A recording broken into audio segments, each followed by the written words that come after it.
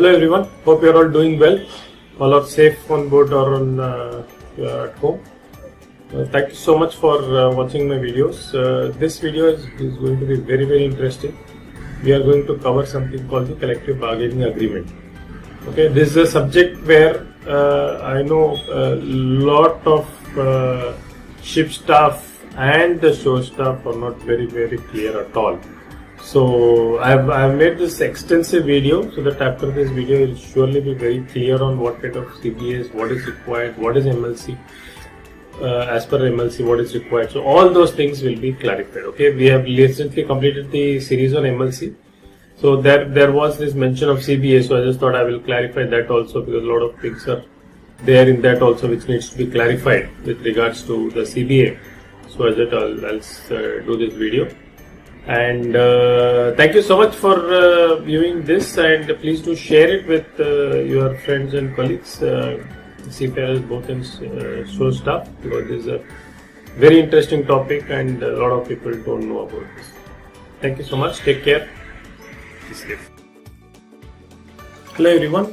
Let's go into the video.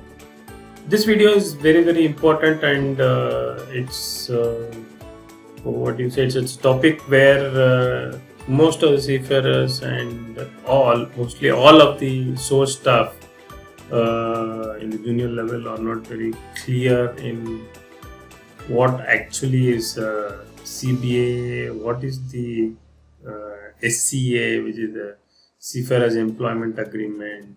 All these areas are very grey. Okay, so that's the reason I thought I will do this video. And in last series of videos we have done the MLC convention, where I have spoken very elaborately on the Seafarers Employment Agreement, okay, where I have mentioned the CBA and what is the requirement very briefly. So this video we will cover again very elaborately what is the arrangement, what is the agreement, and what does MLC say. MLC first of all says the CBA is not mandatory. Okay, that's the first and foremost thing, that it is possible that you can directly sign an agreement with the seafarer without anybody involved. Okay, the only condition is all the terms and conditions are written down in paper and both the parties are signing it. Okay, so that's the requirement, and most importantly you should have the death and disability clauses mentioned with the figures of how much is the amount which will be paid in case of death and disability has to be mentioned in the terms and conditions. Okay, apart from there are other requirements. So main requirement is that the death and disability clause should be mentioned. Okay, this is the first thing. Okay, so now if you have a CBA, okay, if you don't have a CBA, okay, that's well and good. The challenge is why you need to have a CBA. That's a very important one. Okay, so most of the charters, or at least majority of charters, require you have a collective bargaining agreement for you to get chartered, a vessel to charter. Okay, so that is very important portion where the charter party mentions that you should have some kind of a CBA. Okay, that is one of the reasons why you need a CBA. The second reason why you need a CBA is standardization. Okay, it comes the CBA brings in more of a standardization of wages, and it brings confidence to the seafarer that the organization whom they are joining is a standard one, because they are having a CBA. Okay, so these are the two main reasons why you should actually have a CBA. And CBA is what, if you see the full form, it is collective bargaining agreement. It is basically an agreement. Okay, it is an agreement between two parties. So who are the two parties who are interested? One should be the seafarer, the other should be the company. Okay, so if they directly make an agreement between themselves, then there is no third party involved. Okay, so if there is a third party involved, so maybe the seafarers might not know all their rights, they may not know what are their eligibilities, So what they do, they go to a union. Boss, we don't know what are the eligibility, how much we can get. So you please discuss with the owner and you get us the best rate, whichever is possible, because everybody wants the maximum salary, right? So that's the reason the whole CBA concept came and the unions came. So what happens is, first is then the unions directly talk to the ship owners and say, well, this is what it is, so we should be working with them, and the seafarers are this is the MLC, sorry, the ILO minimum wage, this is the convention, so you need to give more than this, so this is the wage we should discuss. So the union comes and discuss with the ship owner, and they make a agreement. Okay, so which happens in international level, where the union is an international body, which is the head of all the unions, and they combine and they have a representative union, that is called the International Transport Federation. Okay, International Transport Federation, where it's shortly called ITF also, which is very popular. Okay, so people don't know what is actually ITF. They have heard ITF wages, all those things, but you should know exactly what this ITF wages actually mean.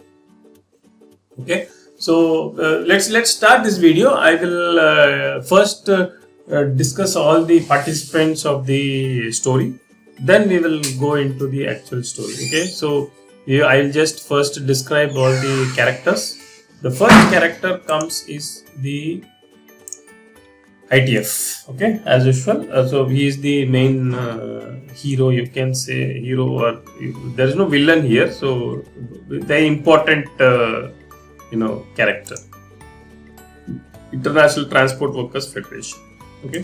What is it? They are a representative body of all member seafarers. Okay, so how do the seafarer become member of ITF? ITF is not in India, or it is not in. They have various branches in Philippines. They have in UK. So, but people, the seafarers in other countries, what do they do? So, what happens is they have representative unions in each country.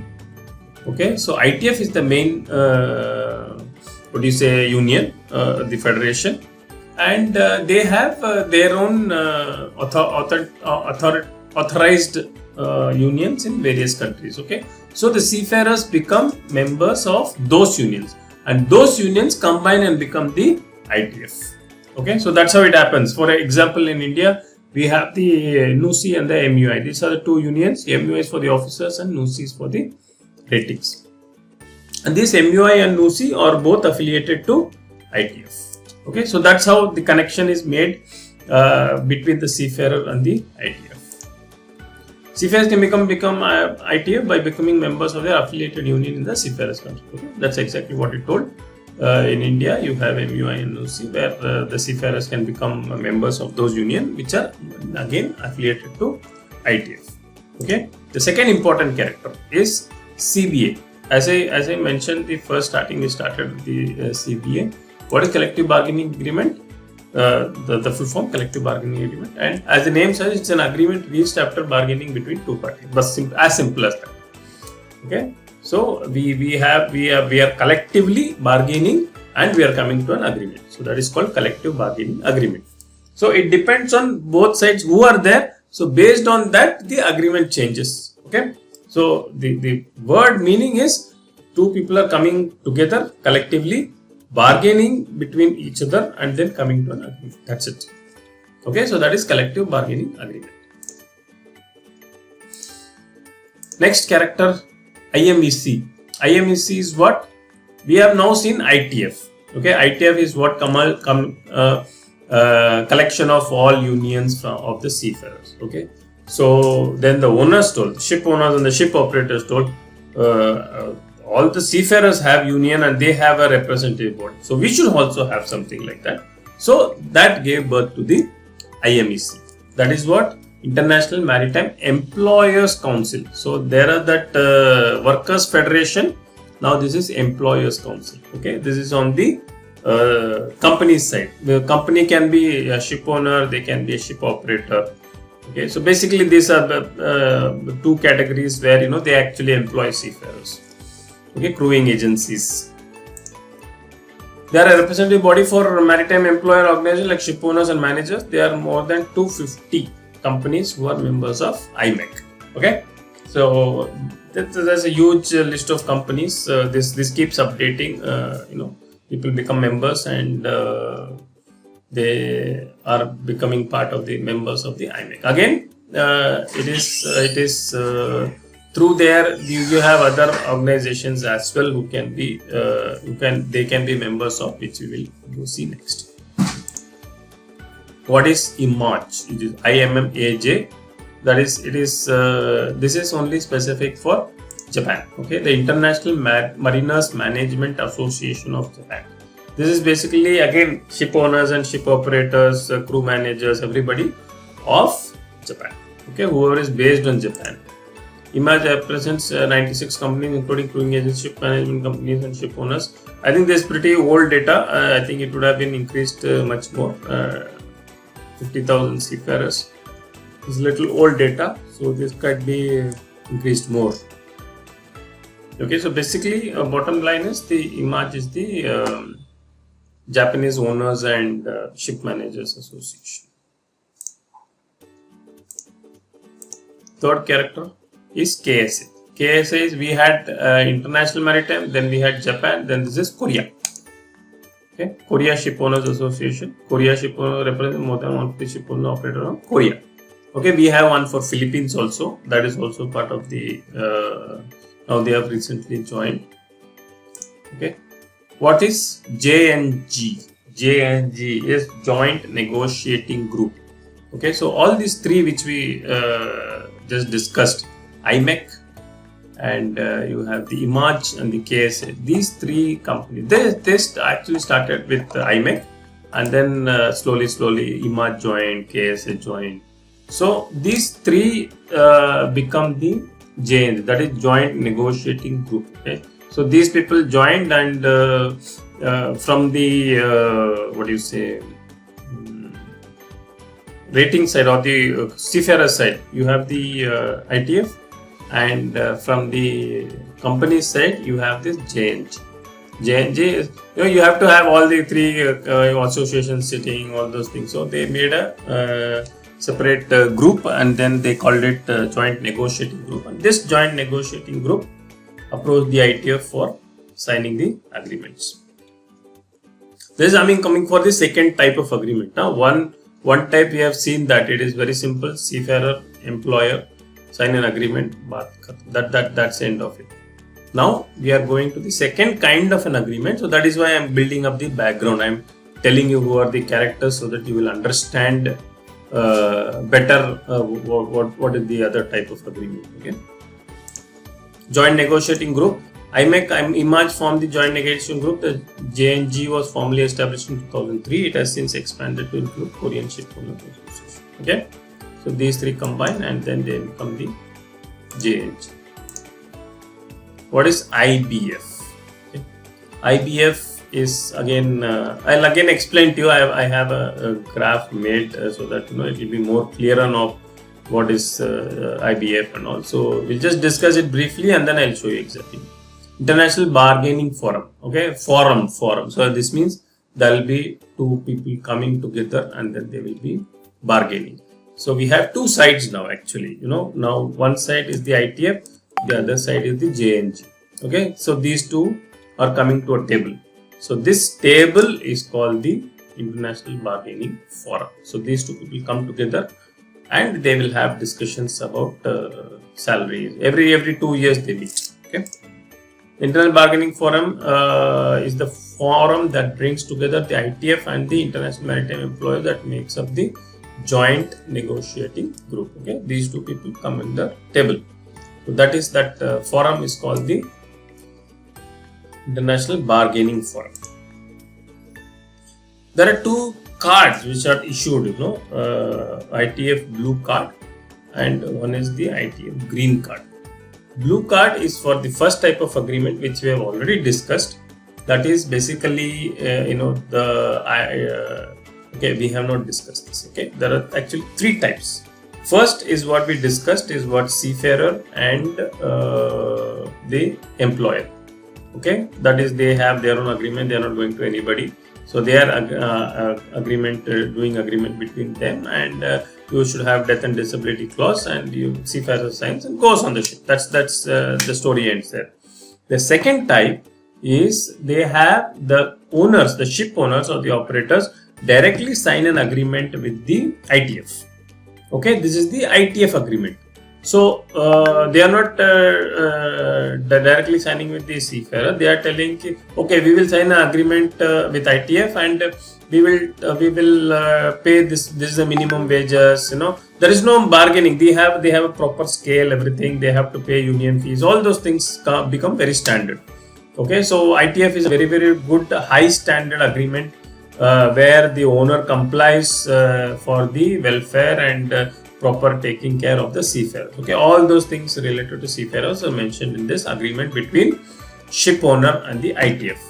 Okay, so in case of seafarer and owner, what happens? It all depends on demand and supply. If there is lot of supply of seafarers, then the demand is less. So the ship owner may take advantage. Okay. So he can take them on minimum salary. Then he need not give them proper food, then proper accommodation, etc. So that is the pitfall of directly signing agreement of seafarer with the ship owner.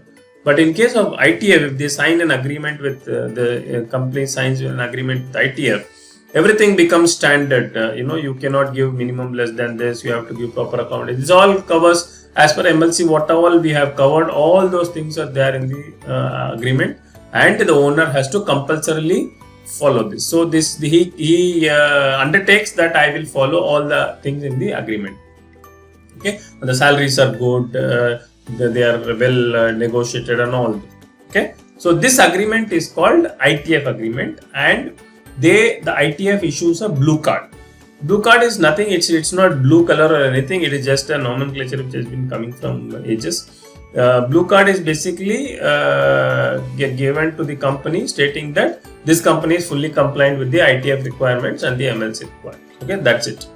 So that card is issued to the employer by the ITF. Okay, all FOG vessels covered by an ITF accepted agreement are issued an ITF blue certificate by the ITF secretary, which signifies the ITF acceptance of wages and working conditions on board. Okay.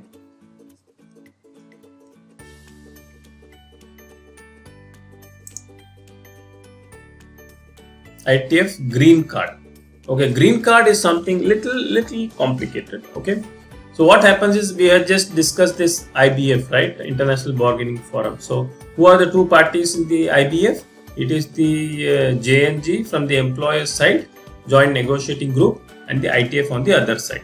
When these two combine and they make an agreement, that is called an IBF agreement. Okay, ITF is directly with the employer, and IBF is between JNG, Joint Negotiating Group, and the ITF. Okay, then it comes the IBF. So, and we have also told the Joint Negotiating Groups as different ship owners association, that Imec, Imec, and KSA. Okay, so those companies who are part, who are signing this IBF agreement. This IBF agreement is only available for those members. Okay, members of Imec, Imec, and KSA. Okay, who are members of those unions, only those ship owners can have this IBF agreement.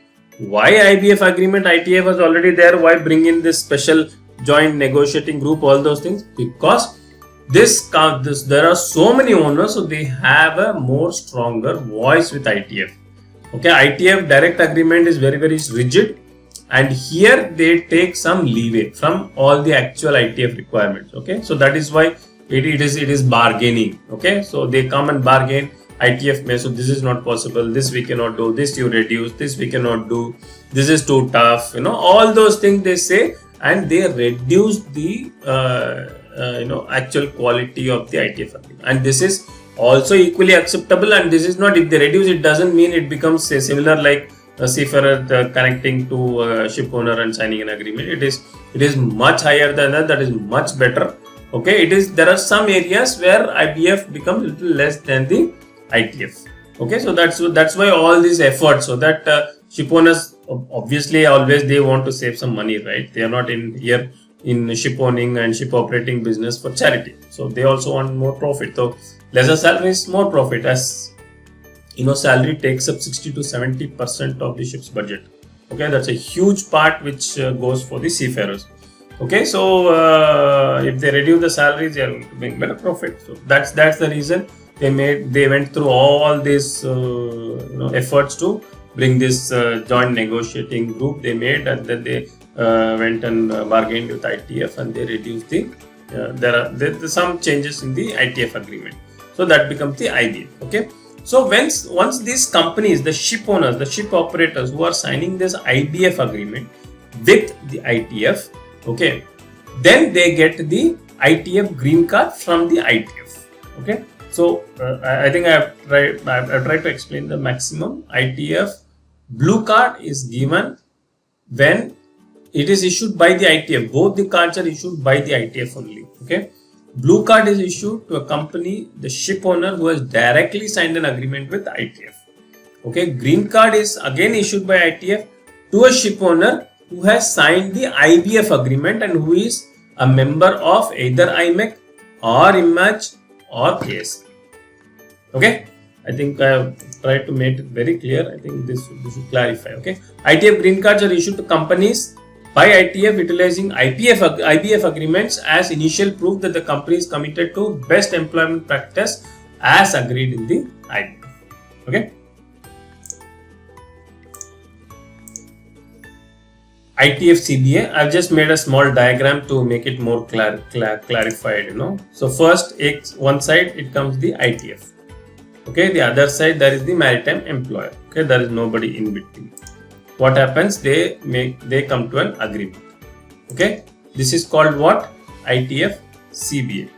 And what is issued? Blue card is issued. Okay, this is very, very simple and very, very clear. You have ITF, you have my maritime employer. They sign an ITF CBA and you get a blue card. That's it. Okay, now let's go to the IBF agreement. IBF agreement is what? This is IBF CBA.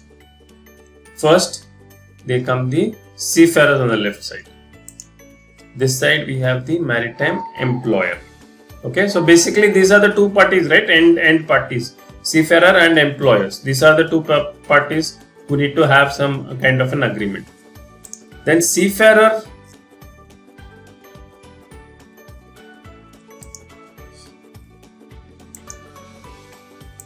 become the part of these unions. Okay, so what did I mention about how seafarers become members of ITF? They become members of local unions which are again affiliated to ITF. Okay, this MUI NUC is India, SOS SMOU is Singapore. So there can be so many other countries and so many other unions who are affiliated to ITF. Okay, so seafarer becomes members of these unions. Similarly, maritime employers, what do? They become members of Imec, Imec and KSA. Okay, so there are both the sides are getting developed. Okay. So one side the seafarer who become members of these unions, and maritime employer, he is becoming member of these unions. Then all these unions are affiliated to ITF. Okay, so seafarers union and all the seafarers union come to ITF. They become members of ITF.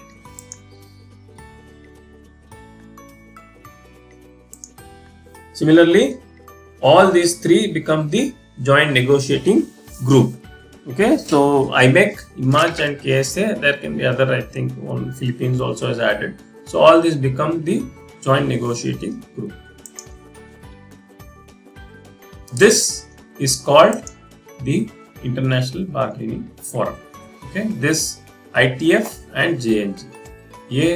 These two combined are called the International Bargaining Forum. So it is this is the table, and ITF is sitting on one side and JNJ is sitting on the other side. They come to an agreement now. Okay, ITF and JNJ. That is called IBF CBA.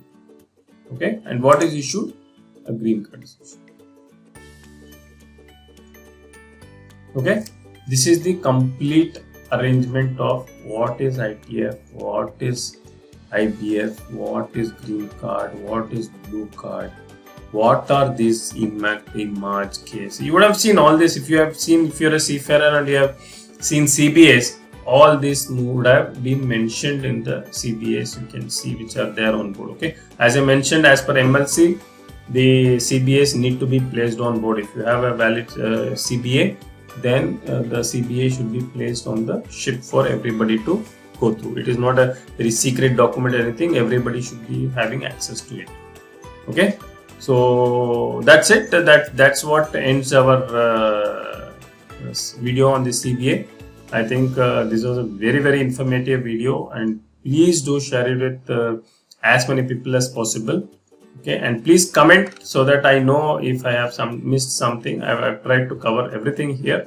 Okay, please do let me know if I have missed anything, and please share with everybody. This is a very critical topic both for seafarers and for the office staff. They should know what is happening. You know, what is a contract, or how it is coming. You know, all those things. Every contract will have a reference of a CBA, so you can open your contract tomorrow and see what is the CBA, and office staff, they can see. So office staff will have various CBAs. You know, if you have so many ships, maybe 150 ships, surely all the ships will not be under the same CBA. You will have various CBAs. Okay, you go through the contracts which you are issuing to seafarers and see which CBA is applicable for each of the seafarers you are employing. Okay. Thank you so much, and for being with me till now. Again, this has also become a little longer video, not that long, but it is manageable. But this is a very important topic, and I had to take it very slowly so that you clearly understand what I'm trying to talk. Okay, thank you so much for being with me till this end of the video. Have a great day. Thank you so much. Take care. Be safe. Follow CAP.